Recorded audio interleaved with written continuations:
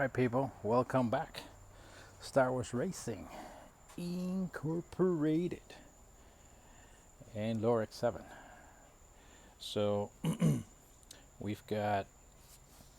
So first, I'm gonna apologize to my friends because now that we are in September, then I'm gonna be updating my progress on the SCCA Runoffs preparation just about every day. So if you're not for it, just ignore my post. Get this all about racing, baby. It's all about racing. So, and the main thing, main reason I'm doing this, I'm just documenting what I'm doing for myself for the future. Whenever I get older, then I have it all there, right? So, and also share what's going on and maybe help somebody that's also working, in on a budget racing operation like I am. So that's the main reason I share my stuff. It's just mainly some of the workarounds I've done to save some money or stuff like that, right? So because racing is very expensive, but this is club racing. It's not professional, so I do it as responsible as I can. I still gotta take care of the stuff, right? Anyway, so on to the update. Here's Lorex 7, still not painted. And it may seem that I'm not making progress, but actually making a lot of progress. Really, really happy with the progress we're making. So, got the header. This took me it took me most of last night to kind of, fit it and make sure this kind of fit whenever I get my engine back. We're going back to the 12A. 12A power, let's go, rotary. So I had to make sure that the back end of it's gonna kind of fit in with what I existing have for the rest of the exhaust system. So it's all ready to go. Took me a little while, a little bit of welding, a little bit of cutting, a lot of cutting actually. And we may still have to cut a little bit on the tip, on the back of the tip there. But that's gonna be no problem. That's the easy part. But to kind of get it where it was now, that took a little bit of work. But it's all good to go. Bingo, yes. So it's just ready for the engine to come back. Now what I did do this week also is put the transmission back. She's back in there, ready to go.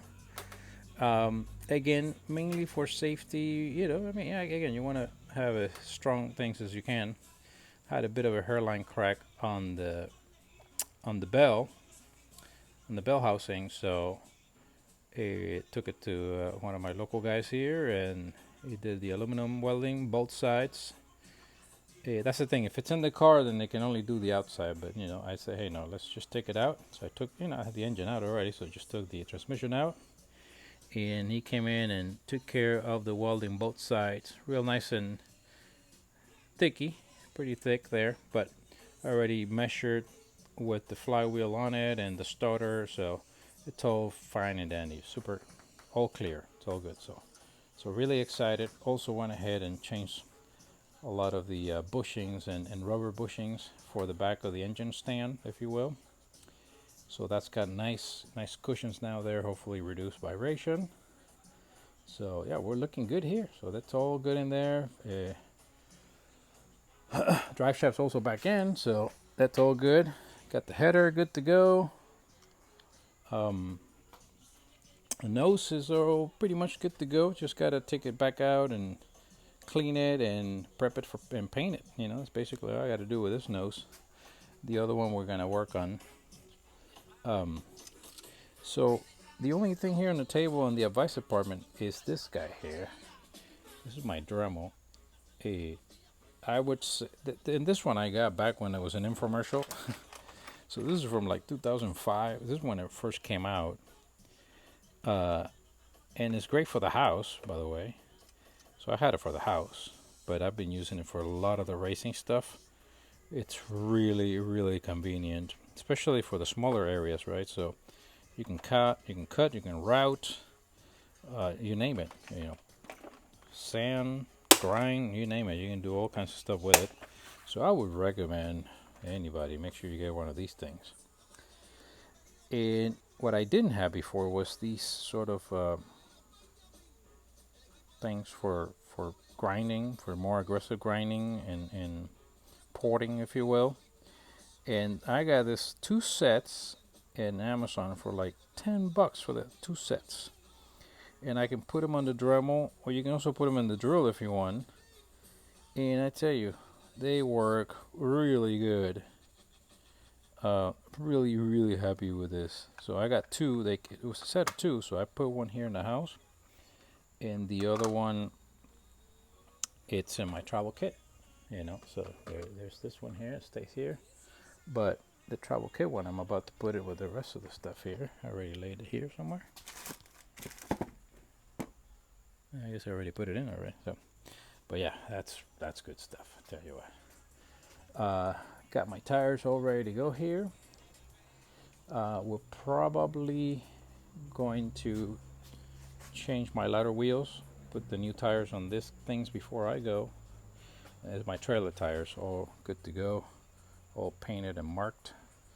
So we're about to go back this weekend, put the trailer back on.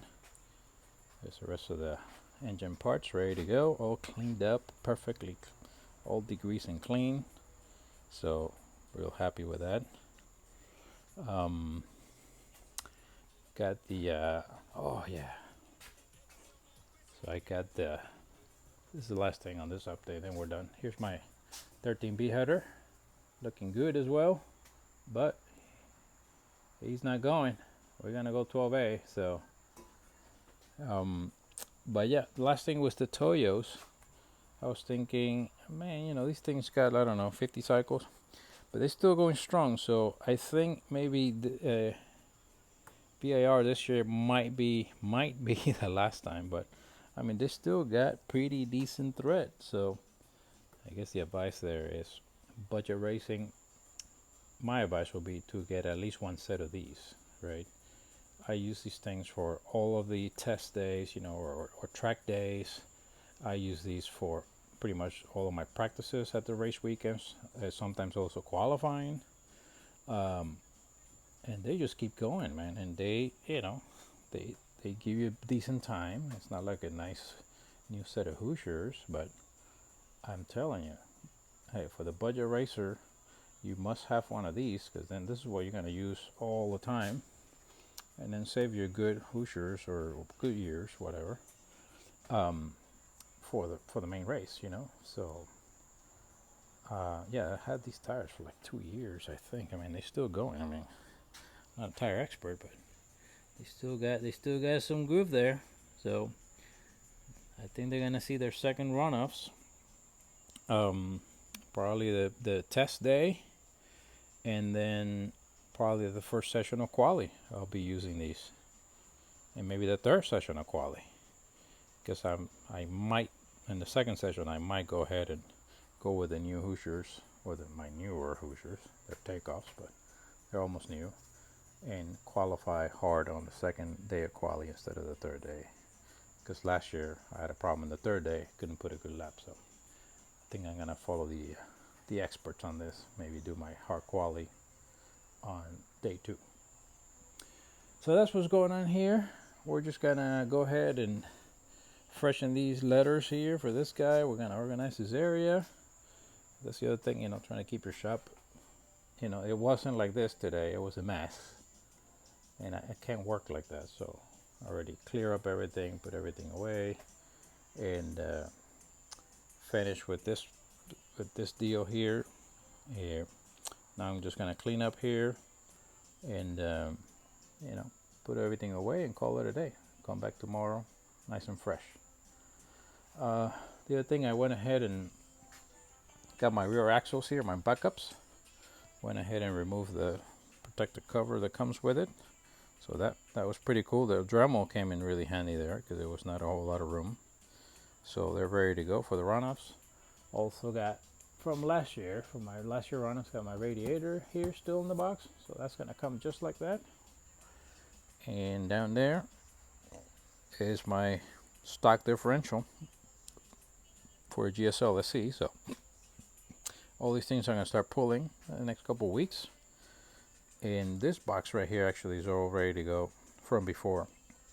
It's got all my key essential spare parts for long trips, so that's pretty much ready to go. We'll go through it again, but it's got, you know, all kinds of stuff in there. But anyways, that's what's going on. Got my oil cooler here, my backup, so all the stuff is already packed. It's got a nice little carton here, which is another advice. Remember, you don't want this to get hit with anything, so at the very least put some nice carton where the radiator part is. That way nothing can hit it and damage it, so for travel.